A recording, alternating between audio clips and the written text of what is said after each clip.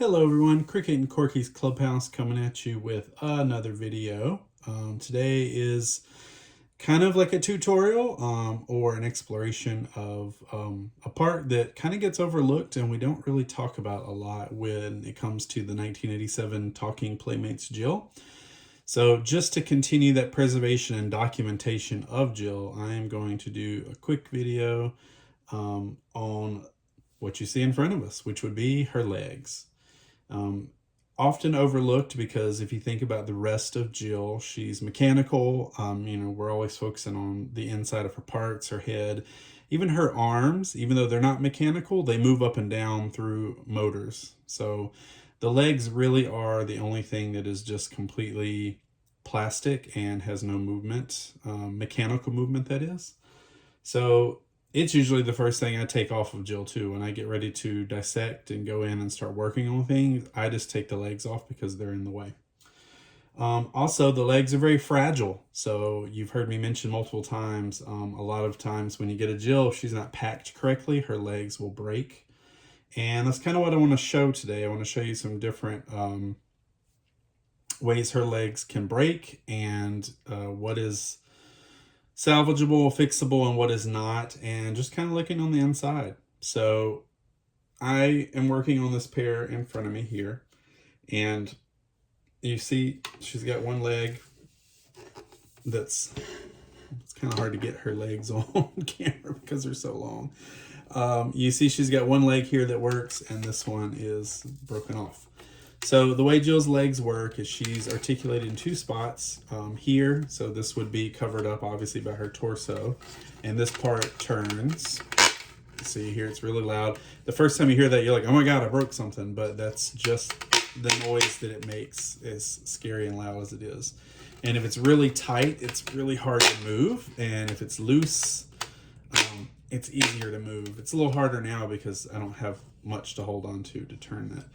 But it's okay. You can sit your Jill down or stand her up. That is going to make that noise. So the other area that she is articulated in is her knees. So they're supposed to pivot. They can go left or right. Not all the way. You'll feel it stop. It only goes a little bit. And then, of course, it bends back and forward. Just like that. I gotta make sure I'm on camera. And then the last part of articulation is her actual foot. So it can also bend up and down. So those are kind of the areas that you see that Jill can move with. So a lot of times what happens is I have found breakages in all three sections. We'll call this like her thigh area, her knee, and her foot. Some things can be fixed, some things can't. So we're going to look at what some of the possibilities are. We'll start with, we'll move this one out, and I'm going to replace it with one that I believe is already open. Yes. So we're going to look at the inside of her thigh area, just so you can kind of see how it works. I've already taken the screws out. They're on the back. There are 3 on the inner part and 2 on the outer side. They are just, most of the time, just to mention, most of the time they're the same screws that are generally used throughout her torso body. But every once in a while you get one that uses little thin screws, little tinier screws. I don't know the rhyme or reason, but I don't find those as often. I think they're arm screws. They weren't modified, that's how they came. I think they just grabbed whatever they had in stock. But basically, let's see. This is the right. Let me get a leg here to show you how it's supposed to be. If I have one. Those all the wrong legs? Let's see. This one. No. Alright, well, all the ones I have for this side are broken. So, but basically, this piece goes in here, and it goes in a little cavity, and then this would cover it up. This also has a little cavity. Ooh, scared everybody. This also has a little cavity on the other side. So we're going to take this out. because we're not ready to talk about that yet. So we're looking at this part here. This is the mechanism where you hear that loud noise. You see there's like, it's like ribbed here. And basically there's a rubber band that separates those two, and they just slightly cause friction over top of each other. A lot easier to move when there's only one piece. And it's connected by 3 screws here. So it's just a big plastic cylinder that connects to this little base in the middle. Now, it doesn't happen often. In fact, out of all the Jills I've got, I've had 2 or 3 maybe that are broke. But this is what the inside looks like if it breaks. So this means her whole leg broke off. And basically you can see here where the plastic clipped and broke. But this would go over that, and you can see there's the little ridges there. They connect on that, and there's the rubber band that goes in between. So that would go up and down. Now, unfortunately, this is a part that really can't be fixed. If maybe one day if this got 3D printed, but it's so difficult to make 3D prints and so time consuming and expensive that these don't break enough to really warrant trying to recreate this part because it's big. But the reason I say it can't be fixed is because some of these parts you can get away with gluing using JB Weld or any other kind of plastic glue. But I have found, because this is such a hard part to move, I mean, you saw how I had to struggle to make her legs go up and down.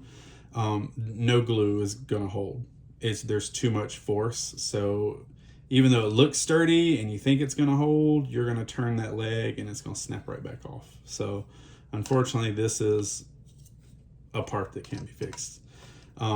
A lot of times with Jill, we always say we can save everything. So I don't throw anything out just in case one day we may figure it out. But there are parts of her legs that unfortunately you can't do anything about. So if they break, they're pretty much broke. Now, of course, I could glue this and I could just make her a static, like a display figure. So who knows, maybe that'll happen in the future. But so that's kind of the upper area there. It's all hollow. The next part comes, like I said, with the inner thigh section here. I think these are all, well, let me see. I'm gonna move this one out.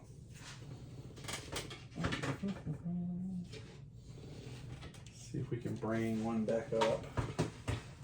Oh. I've got a lot on the floor because I'm trying to go through all my spare parts. All right, so same side, same thing, just different leg. So basically, now we look at the leg portion here. Do this one. This is the one I'm actually going to use. So here is the bottom part of her leg. This is what the inside looks like, and this is what turns. So you can push it forward, push it back. Obviously, that's how her knee bends. A lot of times when you hear rattling inside Jill, 99% of the time it's this is broken off. And unfortunately, this is plastic, and because you're putting so much pressure on it to move it up and down, it breaks sometimes, especially if they're being shipped and too much weight is on those. This part just crumbles. And then you have the foot part down here. So a lot of times you see this broken off and you hear a rattle. It doesn't always mean that the leg is completely broken off. The only time you see one where the leg is just gone is when it breaks on this long cylinder part. That'll just snap off. A lot of times though, it's this little weird shaped disc. This part breaks, and depending on where it breaks and how many times it breaks, it actually stays up in her leg. It just gets really wobbly and loose, and makes a lot of rattling noise. So, but anyway, that fits. Like I said, you can see here, there's like 2 slots that just slides down in the slot like that. And then as you turn her leg, you see it can go either side. And that's basically how she works. Now, this one's actually in really good condition, but a lot of these you get because of, rough play.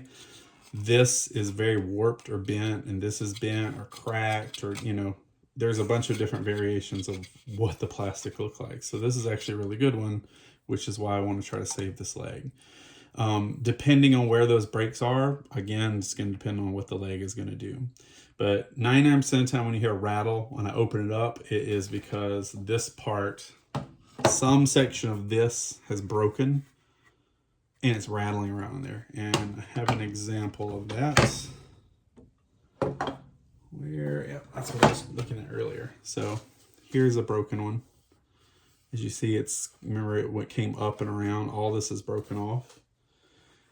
And for whatever reason, because of the way it's sealed, the parts don't fall out usually. So here are the parts that go to that. Now, I do save these, and I have actually glued these back like puzzle pieces.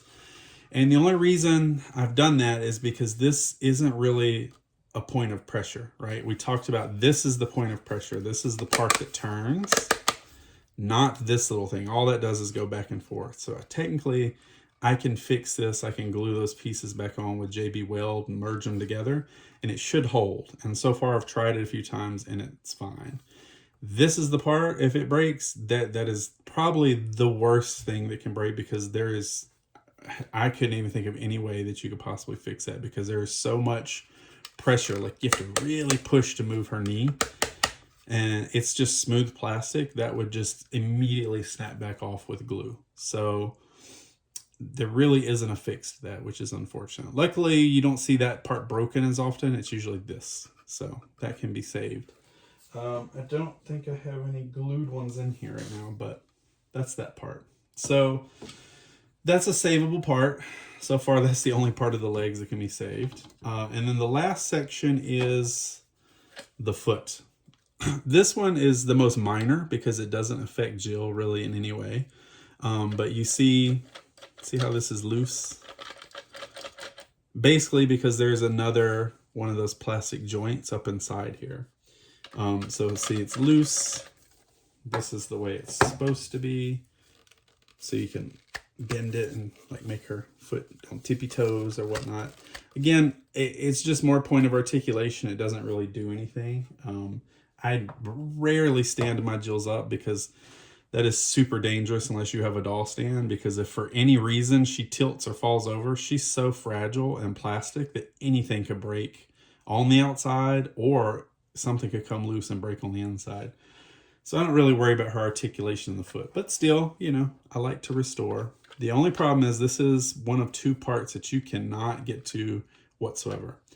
And I say that because I don't know why everything else on Jill has screws that you can get to, but her foot and her hands, those sections you can't get to, because I get they wanted to make it more realistic, but I mean, she has sweater pants on. You can't even see this.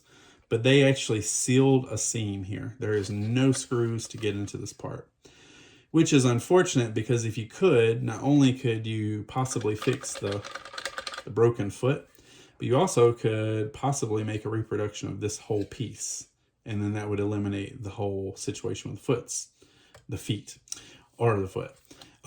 But because this is sealed, it is what it is. Now, I've never seen this break off, so I've actually never seen the inside either, because I'm not going to crack open and damage a foot, even if it's not good, because again, it could be a display. I don't know what holds it in place, but I've never seen one come off. I've never seen a Jill with missing foot, but they do wiggle like this. Again, not the end of the world, especially after she has her shoes and socks on. You can't even do that anyway. It makes no difference. So I don't love it. So I do tag these pieces as broken, and I try not to put them on any Jill, but at some point, someday, this will happen. And that pretty much, I believe, is all of Jill's legs. Just like I said, it wasn't a huge tutorial. There's not a whole lot going on down there, but again, you see why they're so fragile, and some things can be fixed, some things can't.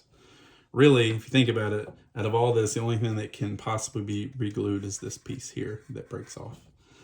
If you hear, this is another unfortunate thing, and this does go out to a lot of Jills, is that, again, whatever broke inside here, obviously there's some kind of plastic. So this one doesn't have it as bad, but sometimes if you hear plastic inside here, it is what it is. There is no getting that plastic out. It's not going to fall out of anything. So it just kind of rattles around. I did mention her hands. This isn't about hands, but it is the same situation where, like, if her fingers or something break off, that hand is just broken because you can't open up the arm part, the forearm part, to get in. It's sealed just like this. So, but that is all about Jill's legs. So I'm going to continue on working. I'm trying to, again, like I said, do inventory to see what I have and how many Jills are completely broken. When I get a Jill, I look at all of them as parts, and I kind of go down the assembly line. Like I start with like grade A, meaning, you know, those are going to have all the parts that are working, everything is good. Those are the ones I usually put up for sale or keep in my main collection. And then it kind of goes down from there to a B. A C is kind of middle of the road, meaning like she looks great, she works, there's a couple of weird quirks or something, or maybe like I would consider the wibbly foot could be like a C, right? It's damaged, but it's not going to deter from Jill.